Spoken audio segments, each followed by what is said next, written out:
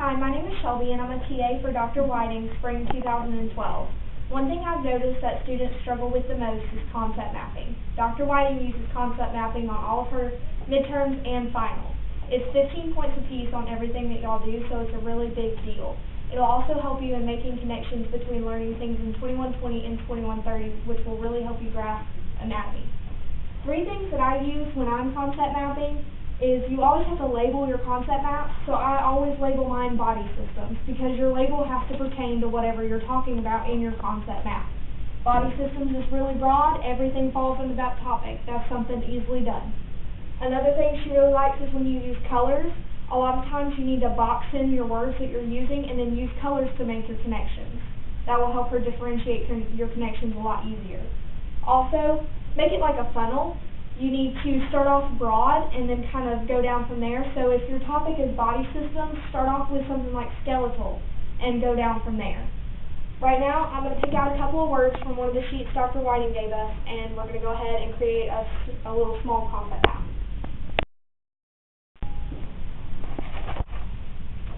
Okay, one of the words I'm going to use on here is erythrocyte. And since this is a smaller board, we're only going to do 3 words.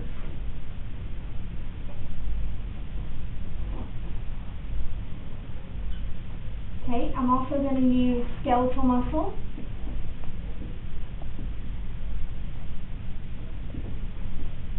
Alright, and then gap junction.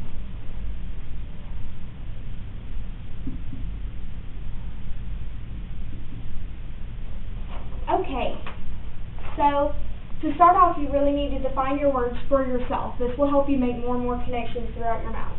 So we know erythrocytes are red blood cells, and they have spectrin for flexibility, and they hold hemoglobin and oxygen.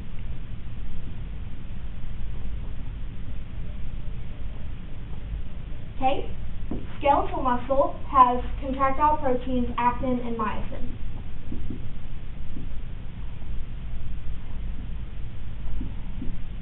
And then we also, in skeletal muscle, multinucleate.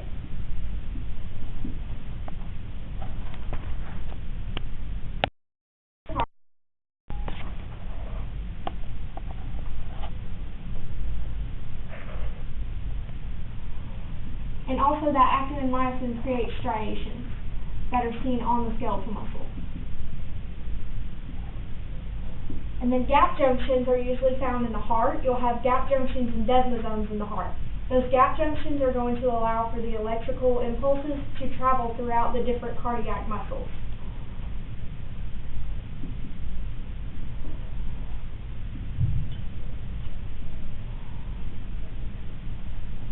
There's a connection that we can make already. Gap junctions are in cardiac muscle. That's a type of muscle. That's going to be in your muscular system. So as we label our concept map body systems,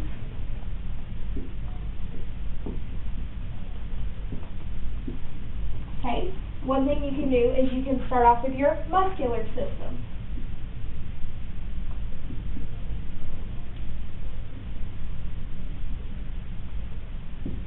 Okay, once you do your muscular system, you'll go down from there and list the different parts of the muscular system, which you have skeletal, cardiac, and smooth. Okay, well we already know skeletal muscle, okay, that's our first word.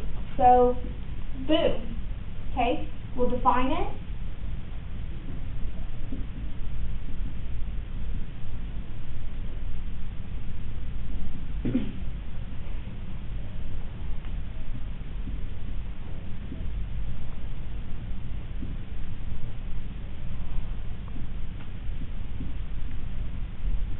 And we know that skeletal muscle is voluntary muscle.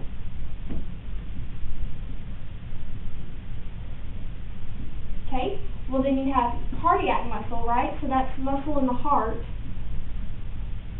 Okay, we know that cardiac muscle is also striated by actin and myosin.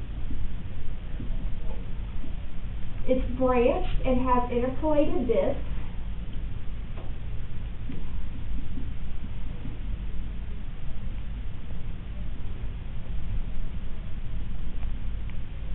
And within those branched intercalated discs, you have those gap and desmosomes. So you'll have that gap junction in the cardiac muscle.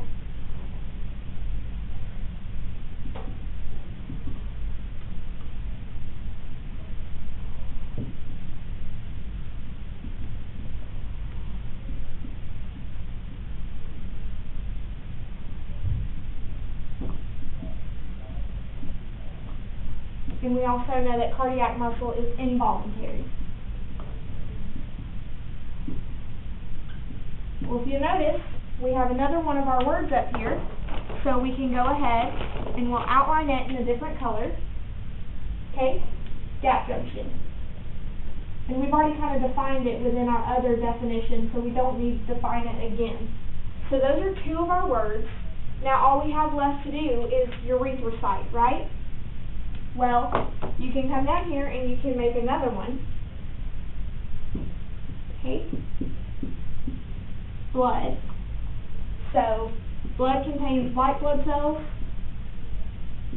and red blood cells, which are erythrocytes.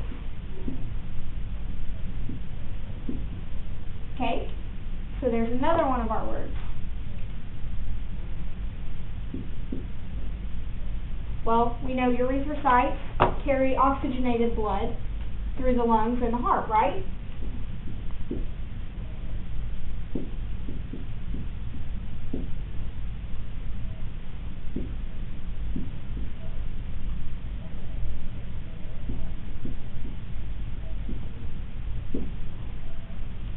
Well, since we have something else that pertains to the heart, you can make another connection. So here we go, we've got the heart. We can go back up here to the gap junction, right? Well, blood cells, since you go through the body, your skeletal muscles also have to have a blood supply, right? Those come from your erythrocytes. So here you go, there's the skeletal muscle. This is just a very simple concept map, just a few words. And this is just to kind of get you started. From here you can go down and you can do several different things and make even more connections.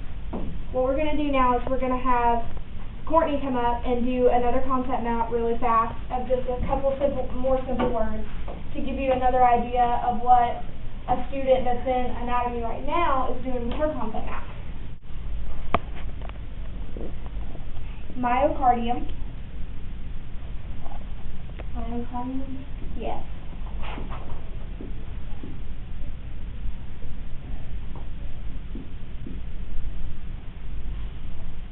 Go ahead and do glucose. Adrenal gland. Let's do vena cava.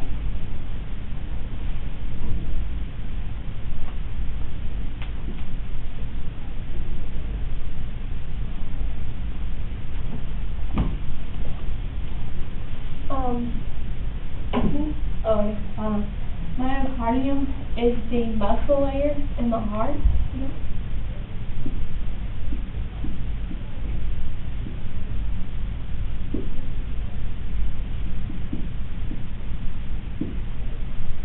Glucose is a sugar, right? Yeah, but provides energy. For homeostasis.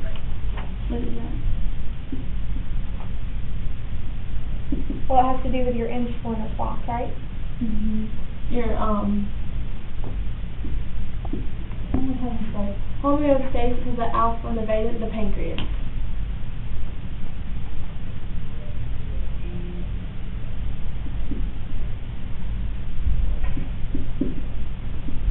And your adrenal gland is divided into the medulla and the cortex. It lays superior to the kidneys. In your vena cava, you have two, your superior and your inferior vena cava. Very good.